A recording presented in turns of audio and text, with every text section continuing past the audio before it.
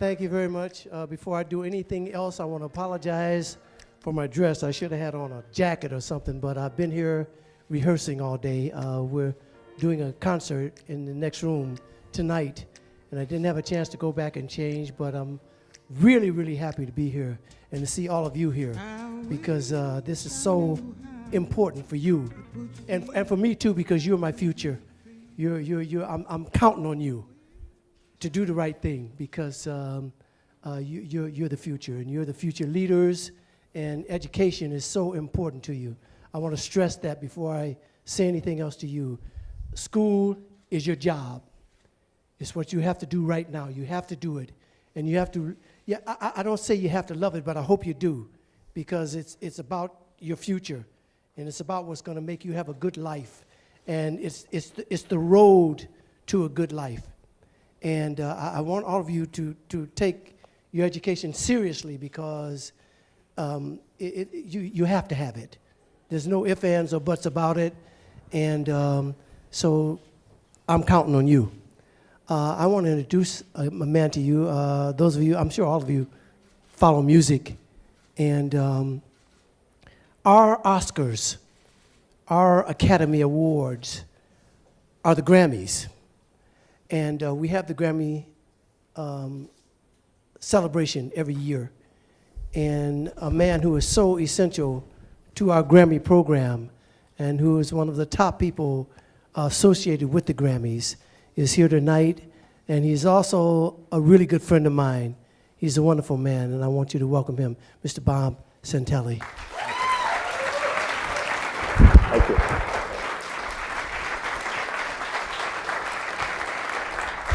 Well, welcome to the White House. This is something that is not only very exciting for the Grammy Museum and the Recording Academy, but also all of you and all that you represent. Because in addition to those of you who are here, there are thousands of students across America that are catching this web stream and will be listening in and hopefully learning something about civil rights and enjoying what we have in store for you today, just like you will be doing here live.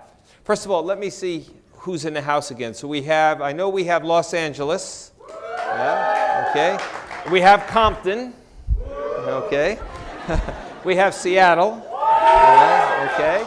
We have D.C. Where's Washington, D.C.? In the back? Okay. That's all for what? You're the home team. That's all we hear? Snowed in. Okay, okay. What else? Who else? We have Denver. Where's Denver? There's Denver. Okay. Who else? Chi-Town, Chicago. Okay, Chicago. All right. And who else? New York here? Cleveland is here. And New York is here. Denver, we said. So, first of all, congratulations on getting here in the first place. All right. This was not easy. And of course, so many different things have stood in the way of making this a reality, but we're all here today, and the show must go on, as they say. So let me get started with just a few remarks before we bring up the musicians, and you get a chance to ask some questions about the music of the civil rights movement and how it still impacts us today as Americans. Before we get to that point, let me just give you a little bit of an overview of why and how this music got to be so important. First of all, let me say this, that the civil rights movement in this country is one of America's greatest stories. It's one of our greatest stories, one of our greatest triumphs. It's a story that is uniquely American and something that resonates in us and with us every day. Whether you're African American, Latino, Native American, even white, no matter what you are, this is our story. This is an American story, and it's something that we should all hold dear. Now, we should also hold dear the music of the civil rights movement, because the music of the civil rights music represents one of the biggest gems in the American music treasury. Now, why is that the case? Well, if you go back in time, go back to the origins of the civil rights movement, no one really knows for sure exactly when. We could say in 1955, we could say Rosa Parks, but sometimes it goes back to maybe Jackie Robinson in the late 1940s when he broke the color barrier in baseball. Even before that, when African Americans who were enslaved in this country stood up and said, this is wrong. Now, they may not have won that war or that battle in the 17th century, the 18th century, the 19th century, but in the 20th century, in the middle of the 20th century, it happened. And there was a movement in this country that allowed people to stand up, people of color, to stand up and say, enough. Where did it happen? How did it happen? It came from the church. Primarily, it came from the church. The greatest civil rights leader from the movement, the great Reverend Martin Luther King Jr., was just that, a reverend, came from the church. The music of the civil rights movement came from the church as well. So the church, which always played a major part in African American culture, was really the place, the melting pot, the inspiration area where this movement came from. And it was led by church leaders, and it was often, the songs were often songs from the church. Now, if you go back in time, back to the 1700s and 1800s, there was a music form that, well, it came out of slavery by and large. It was called the Negro Spiritual. The Negro Spiritual was a song that was created mostly by slaves and later freed slaves. And these songs were religious songs, and they dealt with themes of salvation, hope, redemption, ideas about being free and going to the promised land at some point, being, if you will, rewarded for years of hardship, whether you were a slave or a freed man. But the world could be cruel. If you stayed the course, if you sang these songs and believed the lyrics, you would then ultimately be free.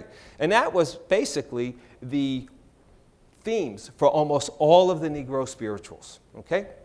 Now, when music was necessary to begin fueling the civil rights movement, the obvious place to look was also in the church, since that's where the ideas and the leaders were coming from. And they took some of these Negro spirituals and then the music form that the Negro spiritual later evolved into, gospel music. So you had Negro spirituals and gospel music coming from mostly African American churches, and that was the music that early civil rights leaders and civil rights singers and workers used. Now, let me ask you a question. Why do you think music was so important to the movement? What did the music supply the civil rights workers, the people, the activists, the people marching? What do you think? Hope. Absolutely, it gave hope. What else? A voice. It was, music is always a voice of the common man and the disenfranchised. So it gave him a voice, a common voice as well. It gave him a sense of freedom and empowerment. Yes, it did. But I'm looking for one word. It also helped diminish or shrink what? It had communications, but think about fear. Think about if you are a marcher. Say you're 19 or 20 years old and you're a college kid, whether you are white or black, you are going to march, and you know that violence is probably not just a possibility, but a probability that you could be hurt, seriously hurt, that you could be maimed, that you might even be killed. But you use this music as a sense of inspiration and a way to diminish the fear that you are feeling inside your soul and inside your heart. It gave you the kind of muscle and spirit to move forward. Power and strength are the two most important elements of this music. There's no question about it. Because when you sing, and you all sing together, and this was music sung by everyone, as you're going to find out later on in the concert, there were people who felt like, I could never sing a note in my life, never thought about singing a note in my life in front of anyone. And yet I joined hands with my fellow civil rights marchers or workers, and we moved forward singing. It gave them the source of empowerment that they needed. Now, over time, into the 1950s and now into the 1960s, you have a situation where instead of just using old Negro spirituals and old gospel songs, now civil rights workers are using the melodies from those songs and putting together new lyrics. Lyrics that were more accessible and more relevant to the times. So they would use the melodies that everyone knew, and they would write new lyrics. After that, people started to write their own melodies and their own lyrics. So you had a situation where by 1962 or 63, Brand new songs are popping up. It's not just the old songs with new words, but people are writing songs. And two areas in American music gave rise to this. First was this whole sense of folk music, because in the early 1960s, America experienced a resurgence in folk music. People like Bob Dylan, who will be on our show tonight, Joan Baez, who will be on our show tonight, Peter, Paul, and Mary, and others, took to the civil rights movement's main mission and said, we are going to write music about it. So Bob Dylan, for instance, wrote one of the great songs of the civil rights movement, Blowin' in the Wind, which many of you know. He took that song, and that song was inspired by an old Negro spiritual. In pop music, in addition to folk music, someone like the great Sam Cooke, he heard Bob Dylan's Blowin' in the Wind. He was so inspired by that song, he went home and he wrote a song called A Change Is Gonna Come, which will be heard at this concert tonight as well. One of Sam Cooke's greatest songs. So what starts to happen here is that songs from the civil rights movement are now inspiring pop songwriters. They're now inspiring folk songwriters of all colors, races, and creeds. And some of these songs are starting to go on the pop charts, in addition to being on the front lines of the civil rights movement. So you could be singing Blowin' in the Wind in Selma, Alabama, just before the Great March there. But you also could turn on the radio and hear Peter, Paul, and Mary singing that same song, which went way up to the top of the pop charts in the early 1960s. So it's kind of interesting how this happened, where this music of the movement became moving into the pop charts of the times.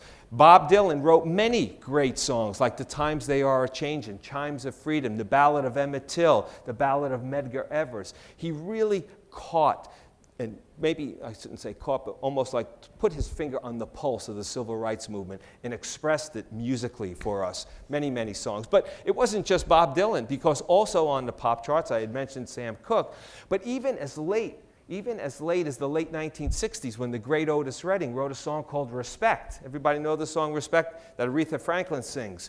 One of the great all-time classic songs in American pop music. Even though that song wasn't written for the civil rights, it was supposed to be a love song. But that song was embraced by the civil rights movement. Respect. We want respect.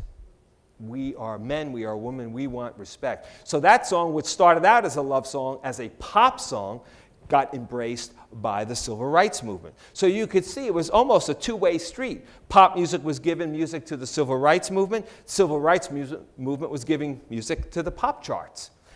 Even as late as 1970, 71, one of the great songs of all time, What's Going On, by Marvin Gaye.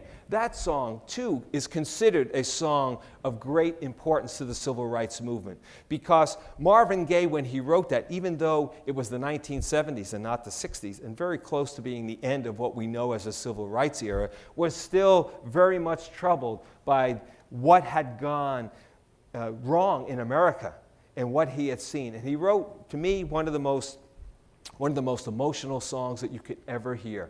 And tonight you'll hear that as well by Jennifer Hudson and Yolanda Adams and the others who will be singing that song. But clearly, when we think all the way back, these great songs, there are so many of them that have impacted our lives. What does this all mean to you? Am I supposed to be up here giving you a history lecture? Well, not really. I wanted to give you a little bit of an idea as to the context of what you'll hear today and what's going on tonight and throughout this week here in Washington, D.C. But the most important message I can leave with you, and what you're going to hear as I bring up our guests in just a minute, is that this music continues to live, because one of you said it. Music is the voice of the common man. When you think of what music has done in this country, very often it has been the voice of disenfranchised people, people out on the fringe, people, the common man, perhaps the worker, the person who's been exploited, the person who doesn't have the kind of voice that he or she needs in a democracy. Very often these kind of people have turned to music for their voice. And that continues today, even though the songs of the civil rights era were about a particular time. And by and large, that civil rights era is over. The fight for civil rights continues. The fight for human dignity continues. The fight for equality continues, not just in this country, but all over the world. And wherever there is a great movement, there is music behind that movement. Wherever you hear those great songs, you hear a determined people. And that's what music gives to us as humans, not just Americans, because music is a universal language, as we know, and more than one culture, more than one country has embraced it as that voice of change. And that's what we're looking at. And that's why you're here, and that's why Smokey said what he said. You are the future of America. At some point, if not already, you will have emotionally connected to songs that mean something very, very important to you. The songs that are being written now by hip-hop artists, by pop artists, rock artists today, somehow they touch you, they touch your heart, and they inspire you. And so what you need to do, because you're privileged, you're here at the White House today, what you need to do is carry the messages that I've told you about today and let people know that music is an agent for change in this country. It is an agent to get ideas out. It's an agent to inspire people. This is what makes American music great. This is what makes music in general great. And this is why we're here today to celebrate one aspect, one part, although a very, very important part, the music of the civil rights era. So with that, I'm going to bring out some of our guests. I'm going to let you ask some questions to some of our artists, and they're going to play you some of the most important, most amazing civil rights songs. So if you would, please put your hands together and welcome Bernice Regan, Toshi Regan, Rutha Harris, and Charles Neblett, the Freedom Singers.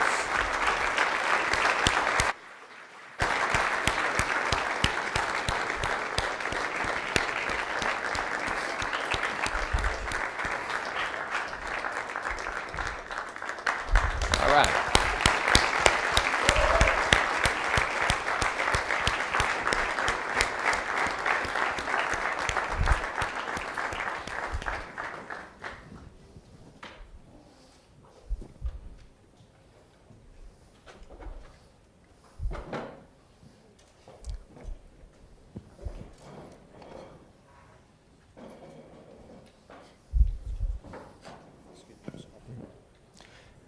As we get started here, let me just remind you that these musicians up here, not only were they instrumental in creating great music from the civil rights movement, they were also part of the civil rights movement, marching, singing your songs, creating that kind of sense of inspiration that we talked about. So I'm going to ask the first question to Bernice and just give us a sense of how you got involved in music and basically what that music, particularly the civil rights music, has meant to you personally. How are you doing? How did you get through the security check? You got through okay? Did you get everybody in? Almost. You know, that's the way it was during the civil rights movement. 100% does not happen with human beings. If you want everybody to be there, and you wait for everybody to be there, you'll never get anywhere. When you think about music created by Black people, this is a key thing to know. When people watched us during slavery, if they moved through Plantation South, they would say they accompany everything they do with singing. Why is that? It's not that, oh, they really like to sing. Oh, they really love music. It has to do with being in a place and being called out of your name and having a sense you do not have the power to get yourself out of that situation. You wrap yourself in a sound you create in your body, and it helps you to get through the day. That is why there is African American music. That is why it is so powerful. That is why so many people are attracted to it. But very few people understand that when you find yourself in a situation you can't get yourself out of right then, that is not the last word.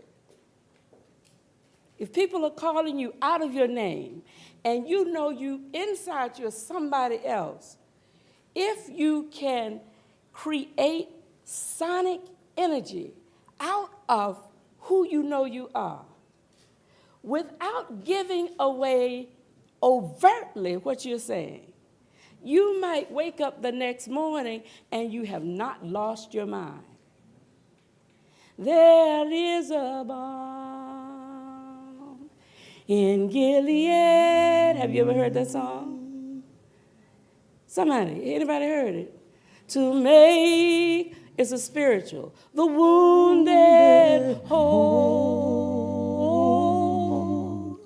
There is a balm in Gilead. Spell bomb. Spell the bomb I'm saying. B-A-B-A-L-M. It's a salve for a wound. These songs are not just about faith and what you're going to do after you die when you get to heaven. It's about, is there something here now I can extract out of myself that allows me to go beyond what is being done to me? There is a balm in Gilead to make the wounded whole. I wish somebody would just extrapolate out there and sing with me. There is a balm in Gilead to heal the sin sick, soul. My name is Bernice Johnson Regan, and I do not know when I did not know that song. I grew up in Southwest Georgia, and Southwest Georgia is organized by race. My school was black, my church was black, where I lived was black, but they had a little concave of apartment that no black people could live in, but our black mothers could clean. Very close to where we live. And the songs that we learned them in school and in church, was like a language.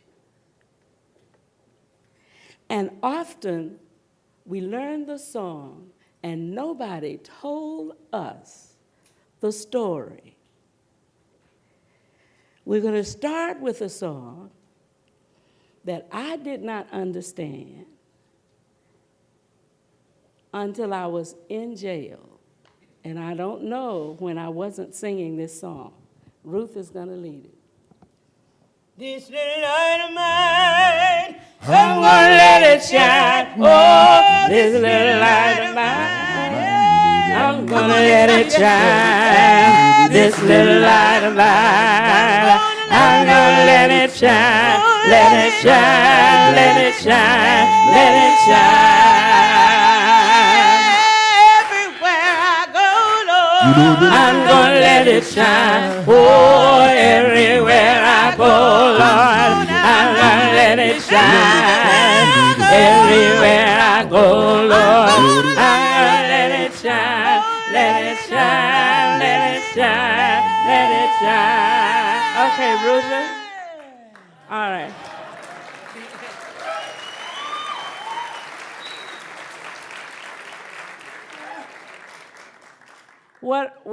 What's the light? No. This little light of mine, I'm going to let it shine. Think life. I am alive. I am not going to be obscure. There are some jobs. They say you do your job very well if they can't tell you did it. Excellent secretary. Couldn't even open the office if she was not here. She does her work, and the boss operates as if he is running the situation. This song says, I am not covering up my light. I am not going to move in society where I am obscure and operate in the shadows. If I am not dead, you are going to see me holding space. Give us another verse. I've got the light of freedom. I won't let it shine. Oh, I got the light of freedom. I'm gonna let it shine. I got the light of freedom. I'm gonna let it shine. Let it shine. Let it shine. Let it shine. Hey, Jesus gave me the light. I'm gonna let it shine. Oh, Jesus gave me the light. I'm gonna let it shine. Jesus gave me the light. I'm gonna let it shine. Let it shine. Let it shine. Let it shine.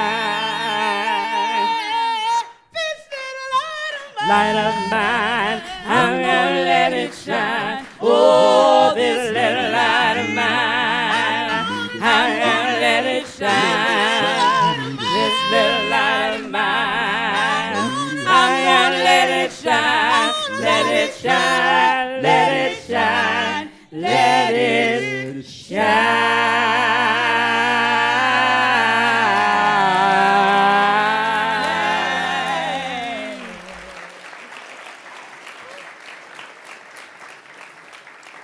And if it is 1961 and you are in a march and you're in the front of the march with your best friend Annette, and it's the first march in Albany, Georgia, you are not hiding.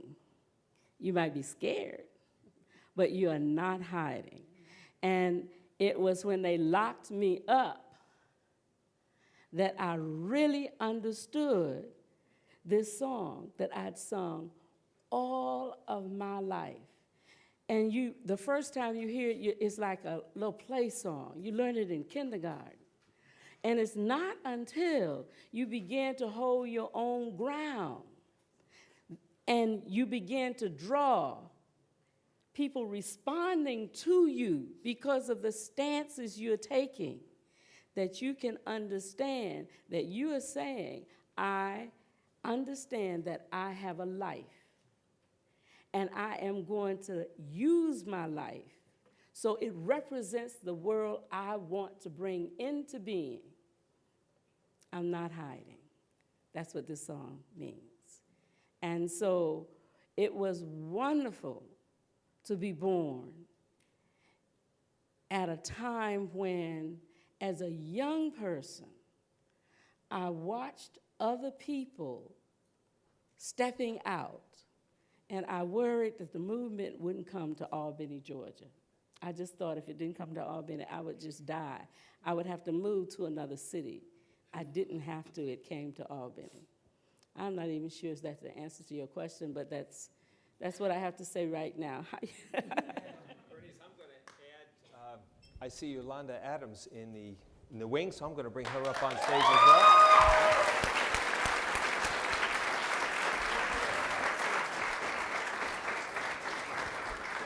Hello, everybody.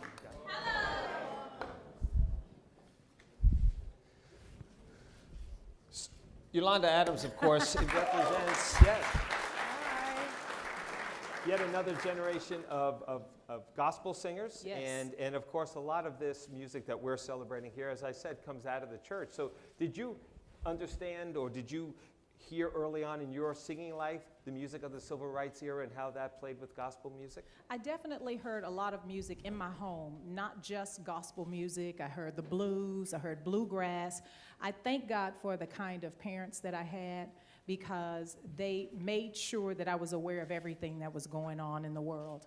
I happened to be born in 1961, so I got a chance to know about Dr. Martin Luther King Jr. and the civil rights movement through my mom and dad, who were very active in their youth organizations, in their churches, as well as the Black Student Union at Texas Southern University when they were going there. And they would put out flyers and tell people, you know, when they were gonna sit in and when they were going to protest quietly, you know, and not build a ruckus. And so I got a chance to hear firsthand. I remember one time, I had to be like 5 years old. My grandmother and two of my siblings and I were on the bus.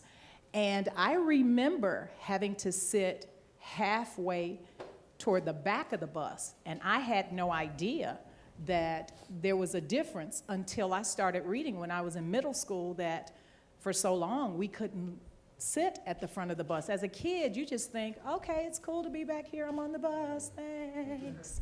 But then you find out as you read more and as your parents and grandparents tell you more, there was a difference. And so I'm glad that as we fast forward to 2010, that there's some strides that the Freedom Singers have made that allow me to sit at the front of the bus or own a bus. Because of them, I'm able to sit in first class as opposed to coach. You know, of course, if there's no room, I can't sit in first class. But I'm really trying to make a joke. Y'all can laugh if you want to. It really is not that hard. But no, seriously, and the songs, you know, like Hush, Somebody's Calling My Name. My grandmother and grandfather told me that in the days of slavery and plantations, that's how they used to move and get people from point A to point B. Swing Low, Sweet Chariot. That was also a way of moving the slaves from one place to another so they could go to freedom. I mean, it's amazing how that happens. And I know you guys are looking at me like, swing low, sweet chariot, and hush, somebody's calling my name. Swing low, sweet chariot, coming for to carry me home. Swing low, sweet chariot, coming for to carry me home. I looked over Jordan, and what did I see? Coming for to carry me home. A band of angels coming after me, coming for to carry me home. And when they got separated, this is what they sang. If you get there before I do, coming for to carry me home. Tell all my friends I'm coming there too, coming for to carry me home. Yeah. God bless you. Chuck was arrested. Where, Chuck? And you put a new song into the Freedom Song repertoire. Yes. I was involved in the movement in 1961, and we heard all kind of music too, and I love the blues. And one of my favorite musicians were Ray Charles. Yes.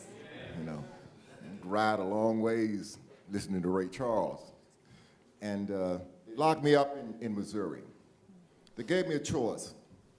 They'd let me out if I would leave town, take it out of here, because we were organizers. We were not only freedom singers, but we were organizing boycotts. We organized sit-ins. We organized on plantations. We organized in the churches. Everywhere we can get people together, we were organizers. But while I was in jail, I was thinking about how long I was going to be there and the things that I had to do to get out of that jail. And so I wrote a song, and it's called Fighting for My Rights. You know I'm tired of segregation. Oh, well, I want my equal rights. Well, respect and education. Oh, well, not total desegregation. That's why I'm fighting for my rights. Whoa, I'm fighting for my rights. That's why I'm fighting for my rights. That's why I'm fighting for my rights. You know my cell, it had no window, so the air it couldn't come through. You know I felt so hot and stuffy that I didn't know what to do. Still I was fighting for my rights. Whoa, I was fighting for my rights. Yes, I was fighting for my rights. Yes, I was fighting for my rights. You know my dad, he done told me, oh well, now on his dying bed. Now if my son don't get his freedom, I had rather see him dead. That's why I'm fighting for my rights. Oh, I'm fighting for my rights. That's why I'm fighting for my rights. That's why I'm fighting for my rights. Where'd you get the song? Where'd you get the tune? That's from Lonely Avenue, Ray Charles. Do you remember Lonely Avenue? Any of And y'all remember that song? Nobody remembers that. My God. Oh, that's someone back there. Yeah, you would. Charles, I'm going to bring up Smokey Robinson, and we want to hear a little bit from him as well. Smokey, come on up.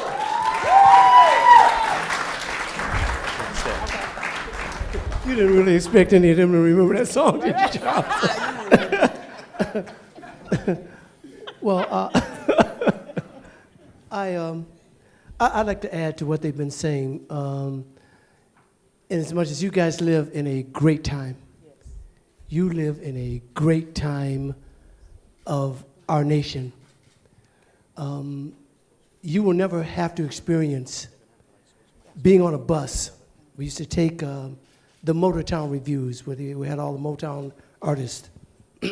And you're on a bus and you're traveling through the South, and you want to use the bathroom. And you come to a place where you see a gas station or something, and you get off the bus to use the bathroom, and many times you are turned away at gunpoint to try to use the bathroom. Or if there is a bathroom, they'll have one that says men, women, and around the back it says colored.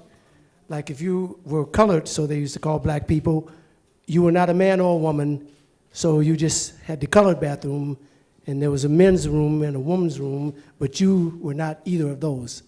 And to do sit-ins at lunch counters where you'd go in and sit there for an hour or maybe more before anybody would even come and say, what do you want?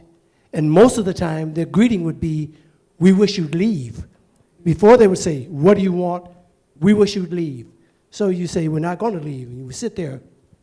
Another hour goes by, and they come by and say, well, what do you want? And you order something. And then another hour goes by, and they bring you something that you didn't want to eat anyway once you got it. You will never experience those things. And you're so fortunate and so blessed that you don't have to go through that. And I want you guys to look around and see who's in this room and see your people here. Because I'm a firm believer, and I speak at schools and gang meetings, what have you, all the time. There's only one race, and that is the human race. We have nowhere to go. Many times I wish that, there was 9/11, and 9/11 was a profound day in our history. And there was a profound time after that, because on 9/11 I was scheduled to go and start a concert tour, and I canceled it, of course. And so about a week and a half went by, and I was talking to some really good friends of mine about the rest of the tour, and they said, hey man, go out and do the tour because people need to see that. They need to get some entertainment, some fun in because of what's going on. And for the rest of that year, I closed my concert tours with the national anthem and America the Beautiful, because that's where we are. We're in America the Beautiful. And many times I have thought in my mind, it would be so great for Earth to be attacked by Zectra. You know what I mean? Someplace way off in space would come and attack us. And we'd war for about 2 or 3 days, and we would win. But it would give us all a chance to see that we are Earthlings. We are all in this together. We don't have anywhere to go. We're in this together. And we are all brothers and sisters. If they skinned everybody alive, and we would still be able to function, nobody would know who was. You guys are young, and you should know that from Jump Street. You should understand that we are all brothers and sisters. It'd be a different thing if you stab somebody white and their blood would come out, it'd be green. And you stabbed a black person, their blood would be orange and their heart was in their kneecap. Or you know what I mean? Yeah. All right. We are all the same. And we need to know that. We need to understand that we are in this together. We have nowhere to go. Just recently, Michael Jackson, who was my little brother, who was a profound believer in ecology and human rights and animal rights. He was fanatical about it. And I was fortunate enough to perform a song on the Grammys just recently that he wrote called Earth Song.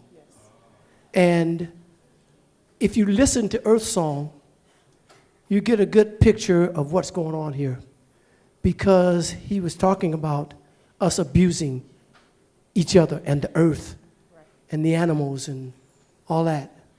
So right now, they're exploring space, but they haven't found anything comparable to this, whereas some of us may be able to escape to it and go there.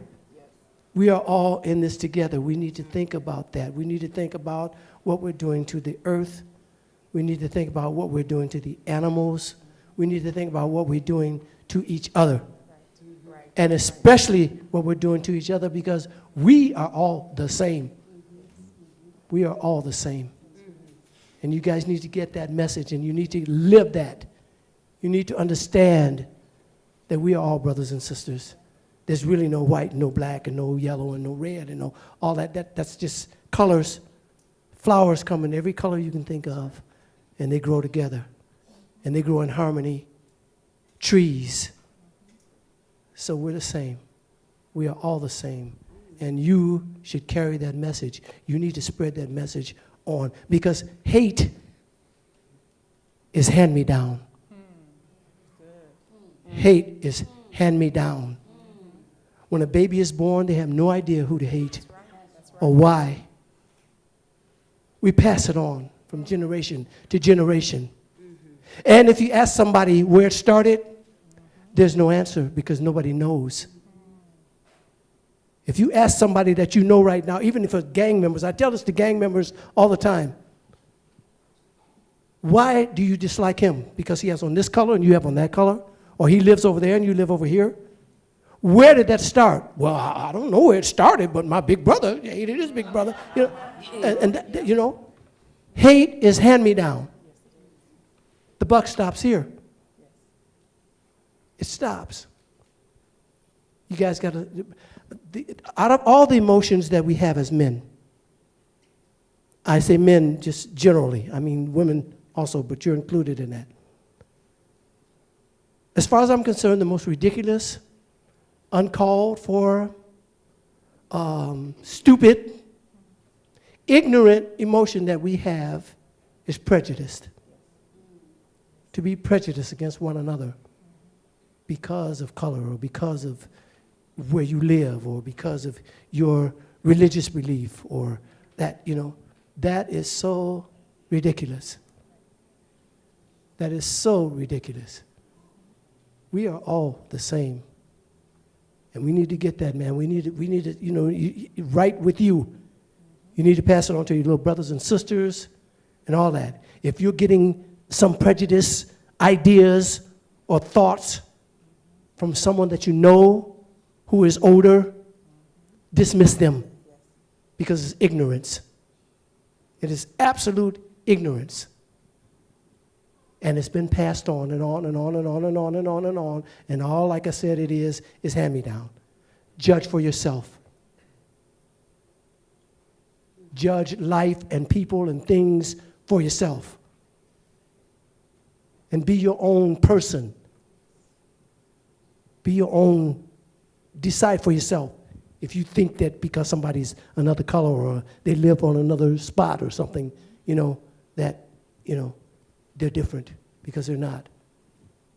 As an entertainer, I know that entertainment is another kind of world.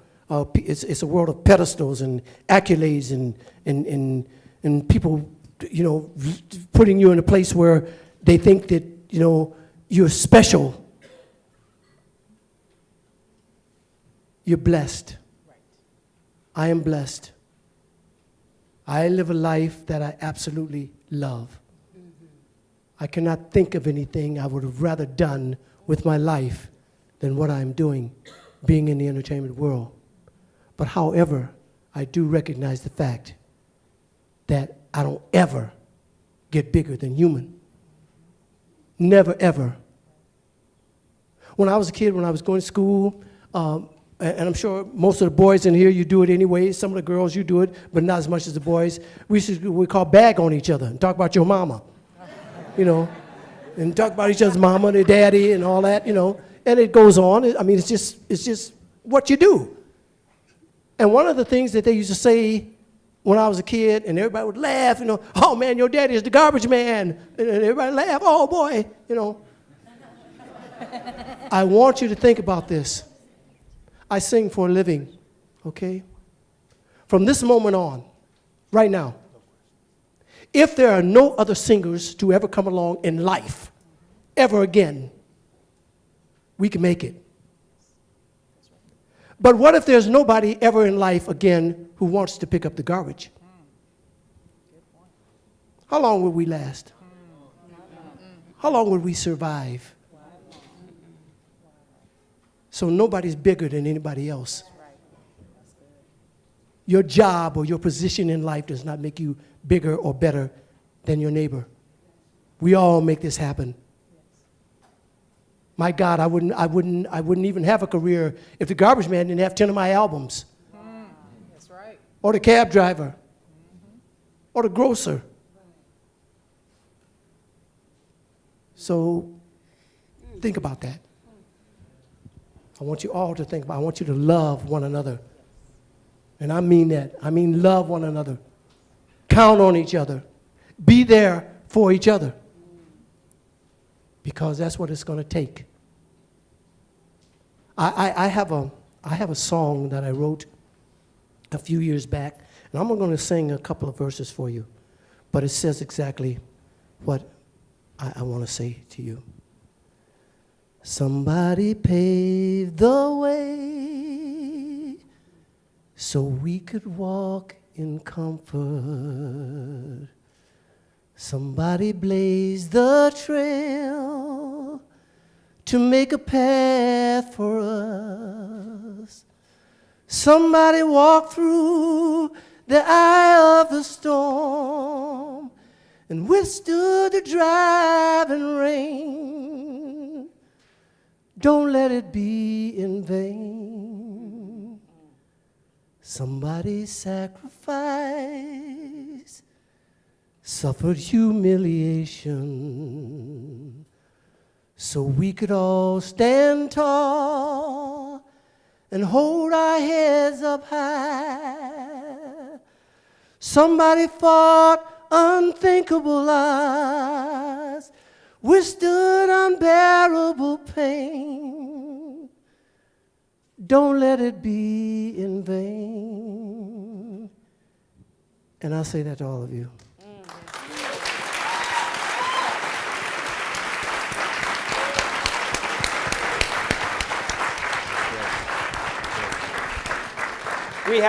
one more guest, or set of guests actually, that would like to come up and sing you a final closing song. Would you please welcome the Blind Boys of Alabama?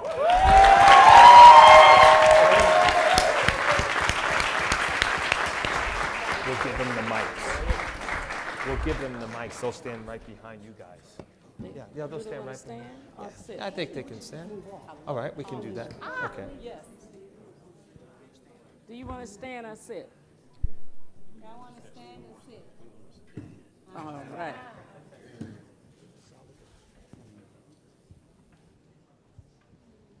Is it right? Thank you very much. Good to see you.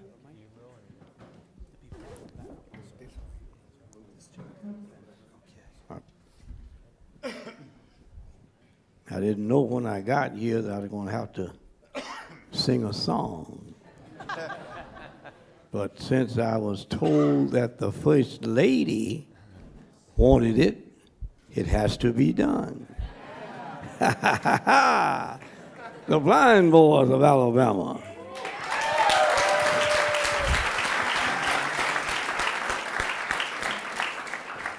This is a song. You don't have a guitar?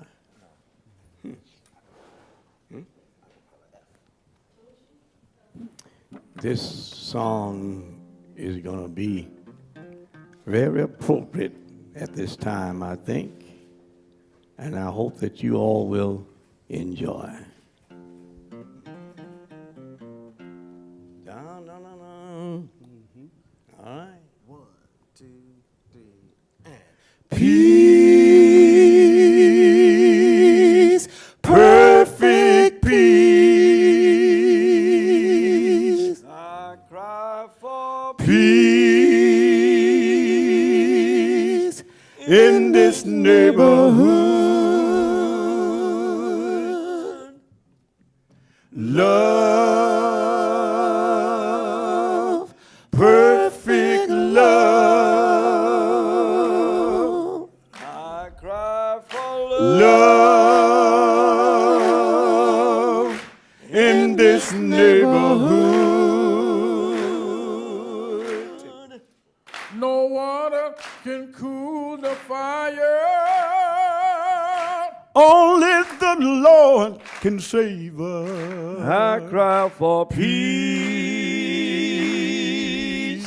in this neighborhood. I take a look inside. This is what I see. This is what I see. We need more love. Got to have love in this community. In this community, I take a look inside, and this is what I see. this is what I see.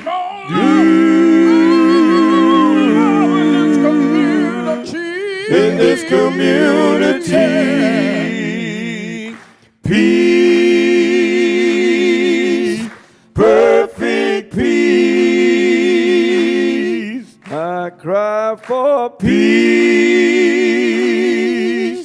in this neighborhood. Love, perfect love. I cry for love in this neighborhood. No water can cool the fire. Whoa, only the Lord can save us. I cry for peace in this neighborhood. Well, I take one look inside. This is what I see. This is what I see. We need more love. We need more love in this community. Yeah. In this community. I take one look inside.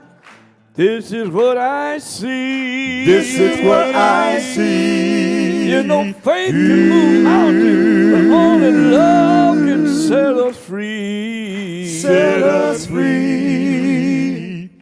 Peace, perfect peace. I cry for Peace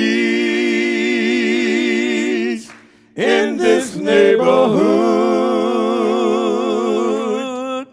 Love, perfect love. I cry for Love in this neighborhood. No water can cool a fire. Well, not only the Lord can save us. I cry for Peace in this neighborhood.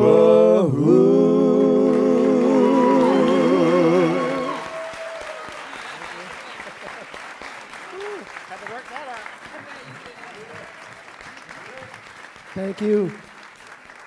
Wonderful. I just want to thank all of you for being here. I want all of you to tell some of your friends what happened here today and spread the message that you've heard here today. We have come a long, long, long way in this country in the last few years. What's happening here at the White House shows you that. We have come a long way. So you guys spread the message of love. Love each other. Thank you for being here.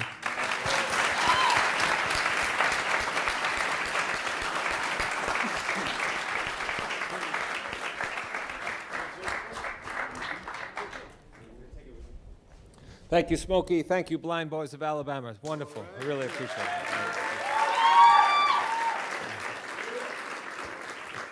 This concludes our show. We are a little bit over, so we are going to hold the questions here, unfortunately, because this room needs to be changed over for tonight's performance, of course. But on behalf of the White House, the First Lady, the artist, Smokey Robinson, the Grammy Museum, thank you so much for coming, for participating in this. You got some good words of advice, you heard some great music, and you've learned a little bit, hopefully, about our country. So thank you again. We'll see you next time.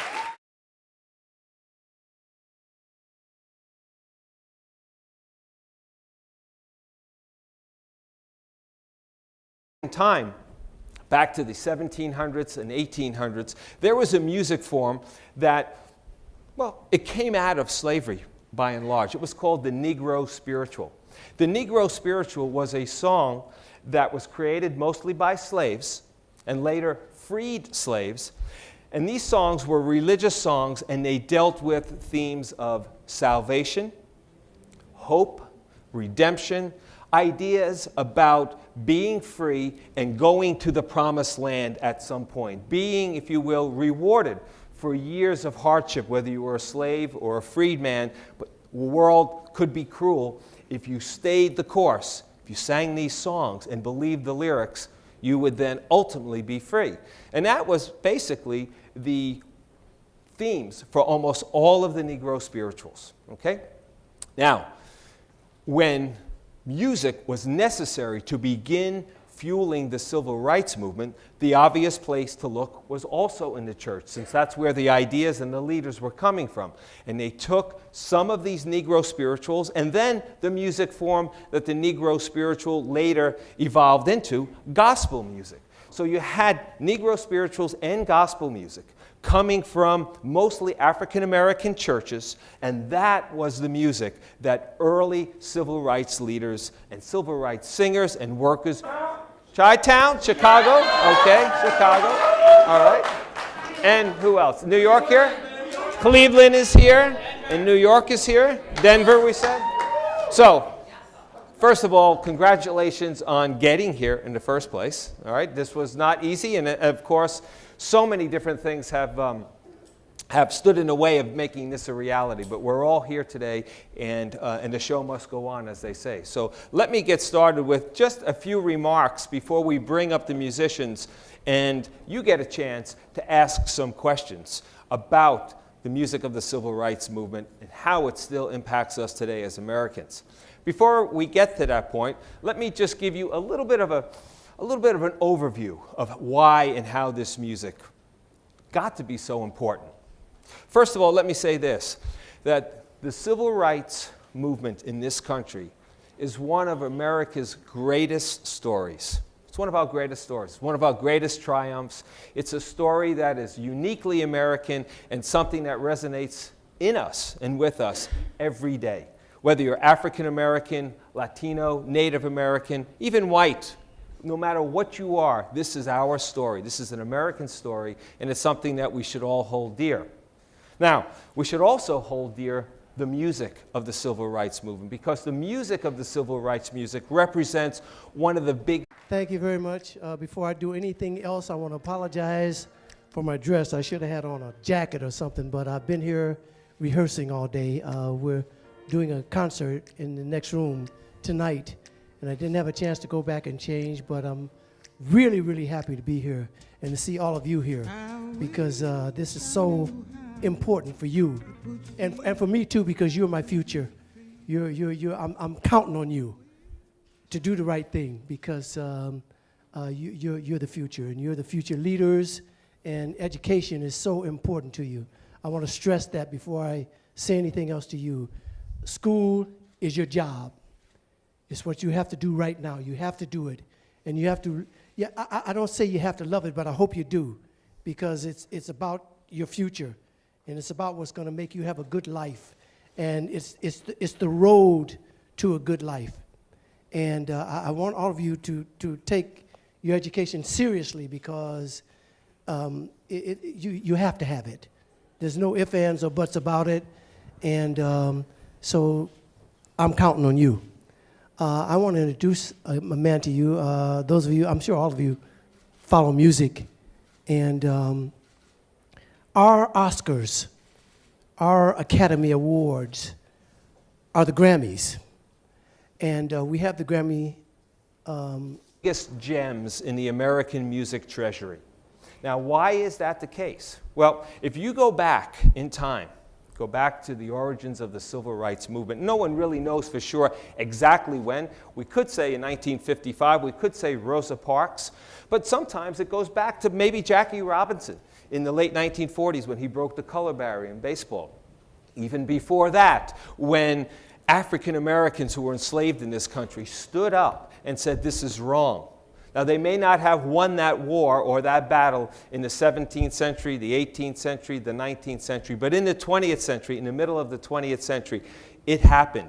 And there was a movement in this country that allowed people to stand up, people of color, to stand up and say, enough. Where did it happen? How did it happen? It came from the church. Primarily, it came from the church. The greatest civil rights leader from the movement, the great Reverend Martin Luther King Jr., was just that, a reverend, came from the church. The music of the civil rights movement came from the church as well. So the church, which always played a major part in African American culture, was really the place, the melting pot, the inspiration area where this movement came from. And it was led by church leaders, and it was often, the songs were often songs from the church. Now, if you go back and celebration every year, and a man who is so essential to our Grammy program and who is one of the top people associated with the Grammys is here tonight, and he's also a really good friend of mine. He's a wonderful man, and I want you to welcome him, Mr. Bob Santelli. Thank you.